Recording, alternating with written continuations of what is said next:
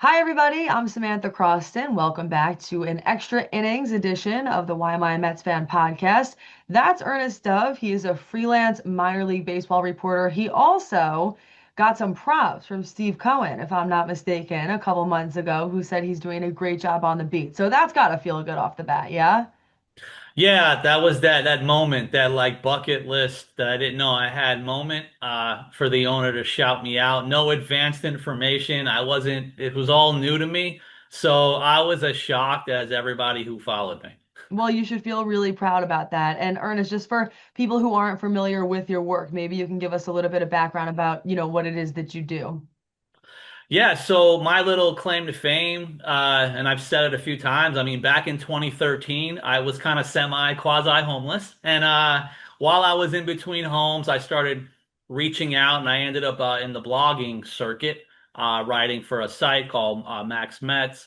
Kind of developed into other things, into Metsmerized. I wanted to other things in Sports Wire Radio. I've kind of branched out, but about 2015, I started covering specifically minor leagues, driving to Port St. Lucie since it's close enough to me. So I've been kind of staying in my lane of minor league ball. I try to like talk about everyone, all the affiliates, but I am physically located in South Florida. So a lot of my work, I try to physically be there at Clover Park.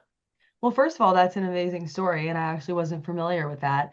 If you wouldn't mind, and then we'll get into some Mets baseball talk, that journey that you said that you have really gone on and are continuing to go on now, what's one thing that you would say that you learned throughout that process? Well, those things for personal reasons, family first. So I made some decisions that I felt would be best for my family, kind of switching from different states. And as far as the sports stuff, I mean, one of the things is, hey, don't be afraid to try to learn new things. Start on the blogging sections. You write small little articles, maybe weekly. It could be really something that you can build for yourself, whether it's your own version of a resume or just being excited about presenting information to the public rather than maybe just chatting with your friends. Like, don't overthink it. It is really cool and exciting to just share information and Mets information, even if it's just your opinion or your fun pod, some stuff like that. Give it a shot. Be as professional as you think you can be. But hey, if you're also a fan, be a fan. You don't have to pretend you have to try to balance the two. You're allowed to root for the guys while you're still report on them and talk about them and hype them up. Dude, that rocks. That is so cool. That's great advice. I hope that there are some young journalists who listen to this. The reason why we decided to talk to Ernest today is because the Mets promoted four top prospects to Triple A. Now, if you're Sam Croston, you're thinking, that's great news. The Mets right now tie for first place in the International League East with the New York Yankees Triple A affiliate. You're thinking this is the boost that they need in order for the Syracuse Mets to be able to potentially make the playoffs. If you're Ernest Dove, what are you thinking?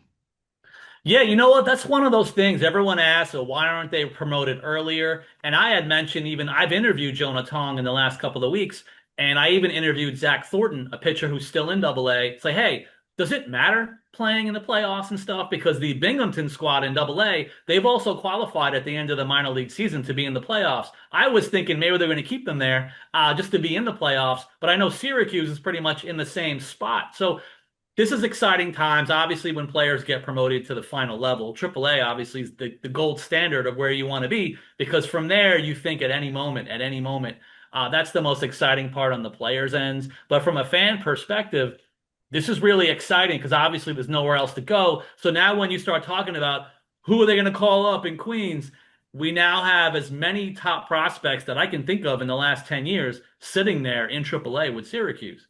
Yep, no doubt about it. The club, this was on Sunday evening, promoted four of its top seven prospects, including its top two and three of its top four, all to Triple A Syracuse during, like Ernest said, a really exciting time.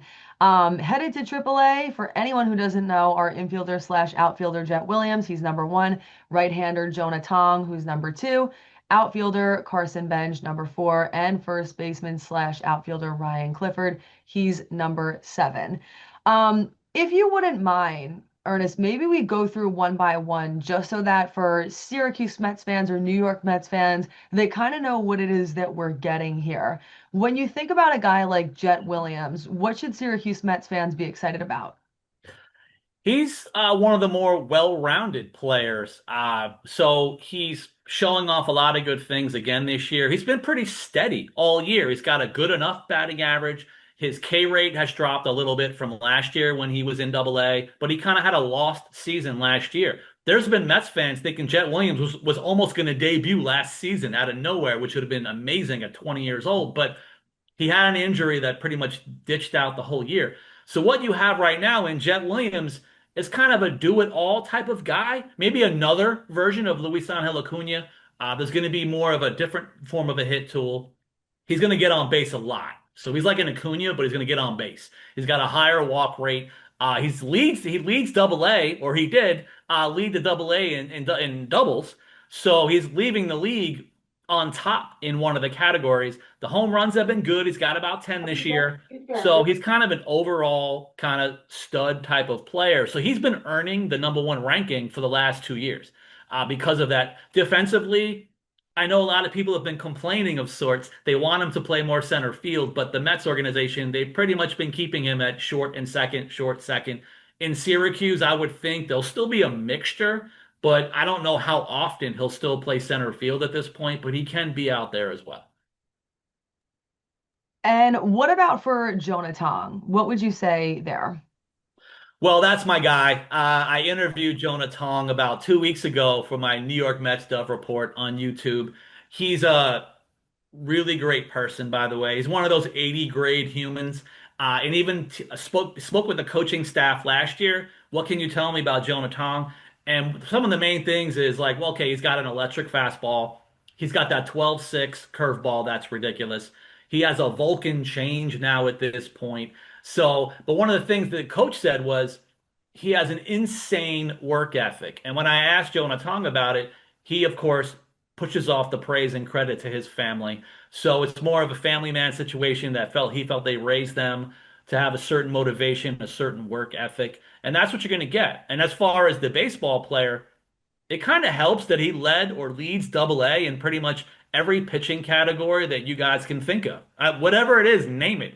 The most strikeouts, the lowest whip, the lowest opponent batting average. He leads the league in everything. So he's earned everything that he's had. I know people wanted him in the majors at this point. I don't know if he's ready to just jump him up like that, but he has all the goods. Well, that is great to hear, and I'm sure a lot of fans who listen to this podcast will be excited to hear it. As far as outfielder Carson Benge, what are you seeing there? He might be the most well-rounded toolsy player in the Mets farm system. And it all happened very fast, quote unquote, because again, he's from the recent draft class. He's from the first draft from Stearns. You want to know how Stearns is going to do with this draft? Well, here's what's happening with the Stearns draft in 2024. Even though he gave up some of my beloved prospects, including last year's picks, but he has a lot of arms that are thriving right now with high K rates. And you have Carson Benge. One of the things I like about Carson Benge, the power has been there. He's kind of an opposite field naturally type of guy. So, not comparing, but I can see him with that Michael Conforto power to opposite field, but he has bigger hit tool. He gets on base. Some of his slash lines at the Double A level, I don't really know when I've seen it. In social media, I wasn't wanting to compare him, but I was somewhat comparing his Double A numbers to Pete Alonso, to David Wright, to some of the top prospects the Mets have had in the last 10 years, what they were doing at that level, because he's pretty much succeeding everything they did when they first got to Double A. Because he just got there like a few weeks back or a month or two ago. He's been destroying the levels stats wise. And again, he's an opposite field guy who will walk. Defensively, when I asked even some teammates, I said, which one is he good at between center, left, right? They said, who cares? He does them all, like everything. So they say defensively he's good, really strong arm. So I think he can stick at center field if that's where he needed to be. But even if he was in right, he has the arm for it. I think that's well said. Last but not least, looking at Ryan Clifford, just anything that you think that New York Mets fans, Syracuse Mets fans should be aware of. I see him as the streaky guy. So he's the streaky power guy. I always tries to use the stereotypes if you want a player comp because everybody loves it. Oh, how good can Ryan Clifford be? Okay, we use the Kyle Schwarber thing, which gets everybody excited, especially now because Schwarber's having a ridiculous season. I don't want to compare, but There's a Schwarber-esque thing to him. There's also the Joey Gallo thing with the three results at the plate without Joey Gallo's defense. Joey Gallo's really good in the outfield. Ryan Clifford can play outfield in the corners, but again, he probably would be a Schwarber outfielder in the corner. But probably, if he was going to be in the major leagues in a Mets uniform, it might be more on a DH and first base level. But he's a huge guy. He's a huge physical human being. And again, another guy leading the league in something. He's now leaving Double A as their leader in home runs. So he was leading the league in home runs by at least five or six. It wasn't even close at this point. So again, power bat, get the doubles. He's going to walk a lot as well, so he'll be another on base guy. But yeah, that's some of the stuff. And again, he might be more first base, so we all know who plays there right now. But again, my opinion, that's his best position. Very nice. Now, those players are also, mind you, joining right-handers Nolan McLean and Brandon Sproat on the Syracuse Mets roster. I would love, just from your vantage point to know, how do you think that adding these four guys impacts the Syracuse Mets' chances to really make a playoff run here? Well, it's pretty interesting because again, now the Syracuse Mets at the beginning of the year or most of the year, they had those like veteran-ish guys. You had the taxi squad guys. These are deserving pros who are pretty much just about good enough to be in the majors. If they get the call, they're ready. But again, little by little, you still had Tidwell, but then you started bringing up guys finally, right? In Nolan McLean and with Sproat. But guys like this now, how much are they going to play? Benge is the guy where he's going to have to go ahead and play every day. You have to see it. I don't see them mixing and matching with some of the veteran outfielders that Syracuse has. You can see him every day. My thing with Ryan Clifford, again, because of some of the veterans, and I like some of the veterans that have been on the roster in Triple A in Syracuse, but so you may try to move him around between first, DH. He can play either corner. He's going to have to go ahead and play every day as well, I would think.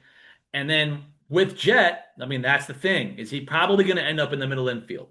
I know the Syracuse Mets have had a kind of veteran middle infield all year. So I could see Jett Williams kind of, for better or worse, moving into one of those two spots. So one or two of those guys are going to split time by losing time to Jett Williams as well. And then obviously for Jonah Tong, he'll be right there in the rotation. But now I'm wondering how many more innings does Jonah Tong have left in him? So I'm wondering he'll probably definitely pitch every week, but I don't know how many Syracuse Mets fans can you expect him to go six, 7 innings, which could probably bother Mets fans in general if he doesn't. But I'm not really sure Jonah Tong is going to be going long into these games to end the minor league season. Beyond just the playing time that these players are able to get, do you think that in adding these four players, it, heavily impacts the Syracuse Mets' chances of being the team that gets into the playoffs at the end of the second half standings? I would like to think yes, because again, there's always an adjustment period. So, but that's the funny thing of sorts with like a Carson Benge. Oh, he got promoted to Double A. Let's give him time to develop. Like a Mark Vientos, I swear, every time he jumped a level, he hit about a buck 80 for like 3 weeks, and then he hit 320. Carson Benge, he didn't seem to really be bothered. Carson Benge was like, now you're in Double A. Okay, he's hitting 350 from the first week he got there. So I'm not going to say it's going to be repeated now at the Triple A level. Now you're talking about older guys. It's going to be 30-something-year-old pitchers, veteran major leaguers of sorts being at the level. I still think he's going to help. I honestly would see every one of these players as an upgrade. Now, a guy like Ryan Clifford, again, I don't know how many times he'll strike out, especially facing Triple A pitchers trying to eat him up, like the Francisco Alvarez thing with the sliders away and everything else. But I could see Ryan Clifford hitting a few bombs pretty much every week for the rest of the season as well. So I do honestly see them. It's easy for me to say as the prospect hugger, but I think all four are going to be upgrades on the Triple A roster as it was at the time. And as far as success rates leading them to the playoffs, again, even if you get 4 or 5 innings of Jonah Tong, I think even facing Triple A batters with the right pitch command, let's do the thing. With the right pitch command, he's going to dominate for those 4 to 5-ish innings. And I think the bats are going to hold their own. Again, Clifford might strike out. He might go 0 for 9 and then go 4 for 6 with 3 home runs. That's going to be my streak of Ryan Clifford. I think it'll continue at the AAA level. And I think there's still going to be an energy about this because, again, now we're talking minor leagues, but we're talking four minor leaguers that were playing for pretty much the best team in Double A. They were over 35 games over 500 last week. So you're talking about an absolute winning affiliate the entire 2025 season. So it's something they can roll over now to the highest level. No doubt about that. Listen, I'm sure everyone has an opinion on this, but why do you anticipate that the New York Mets made this decision right now? I mean, I was curious about it. I mean, my opinion, I don't want to, say it everything in favor of all my beloved minor leaguers, but I would have honestly thought that Tong and Jett would have been promoted a few weeks back, even after the ends of the All-Star breaks.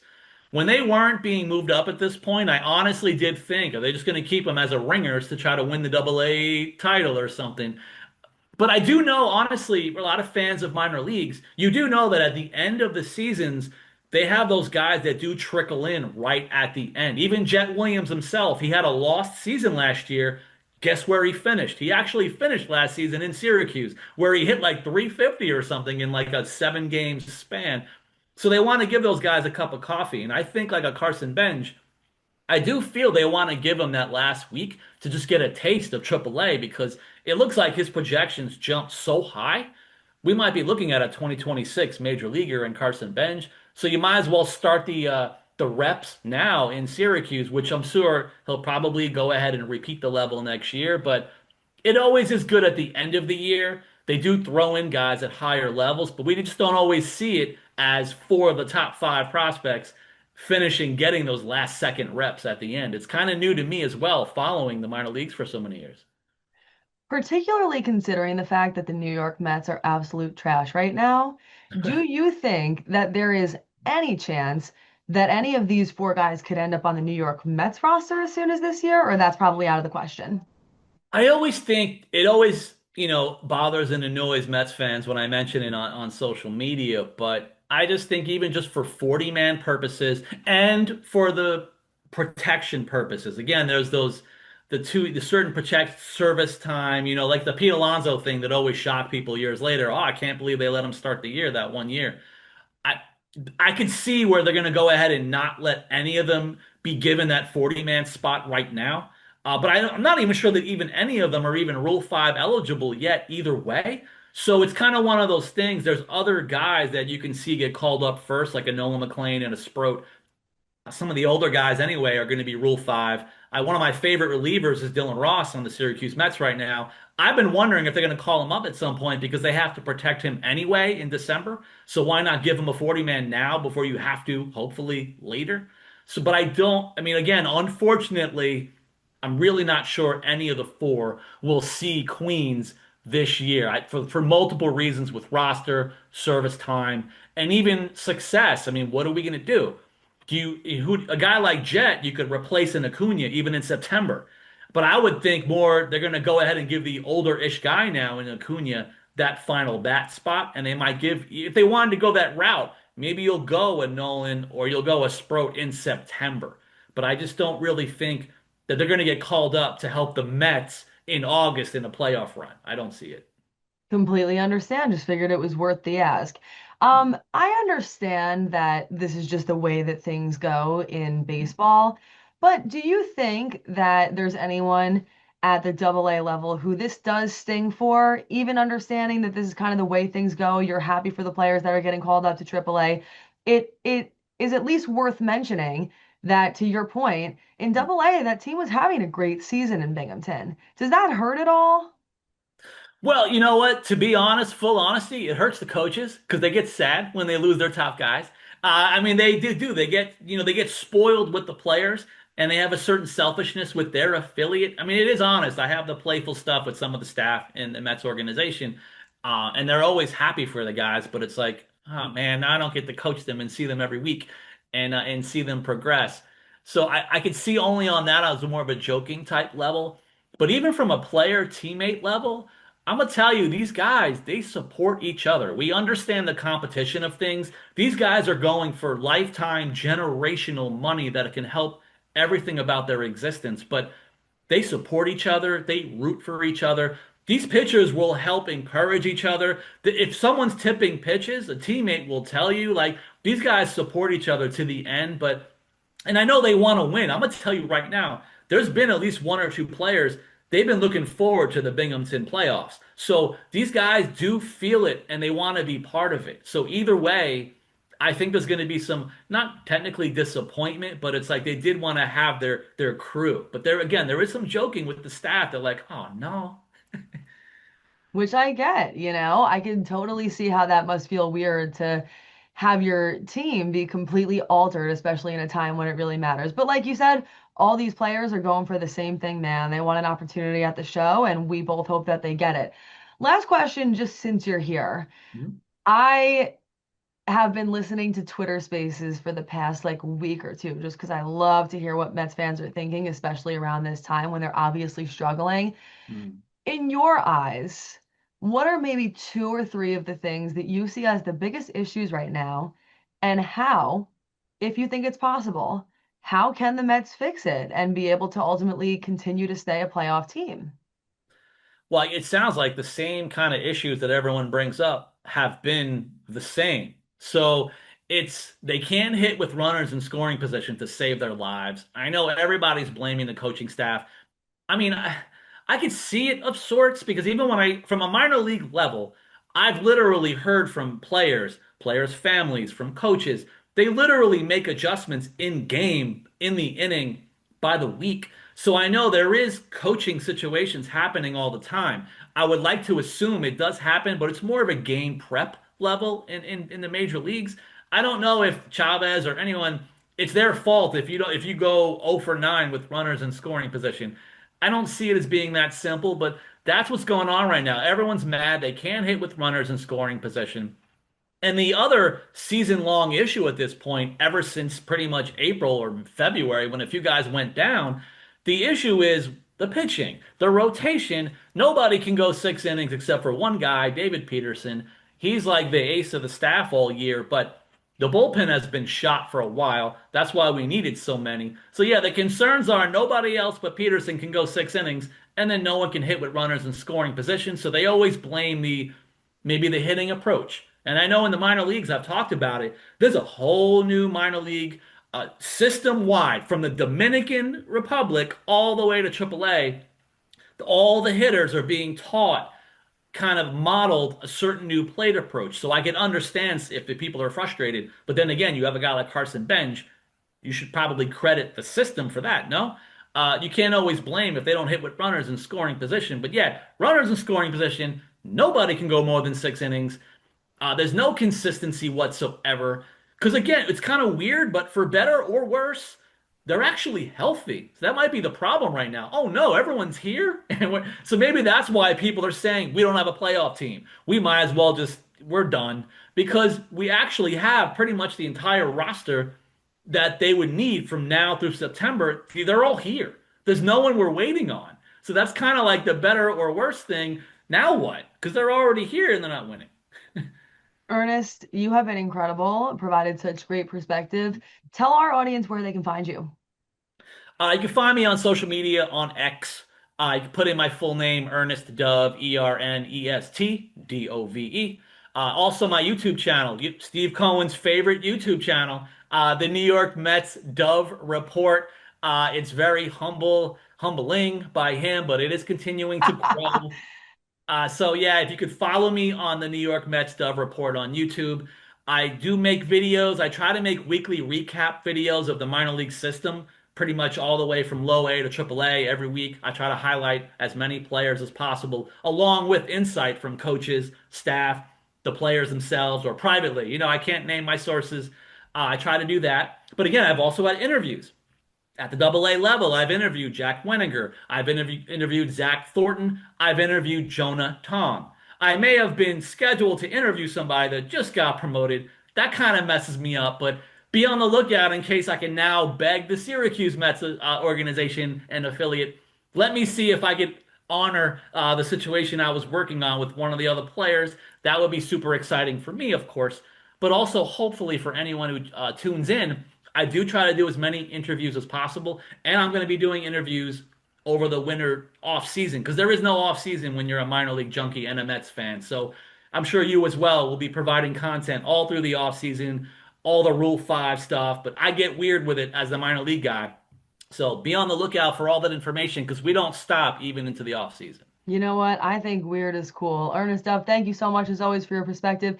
This has been an extra innings edition of the Why Am I a Mets Fan podcast. That's Ernest Dove. I'm Samantha Croston. Be sure to like, comment, and most importantly, subscribe. We will see you back here when the next big thing happens. Thanks, Ernest.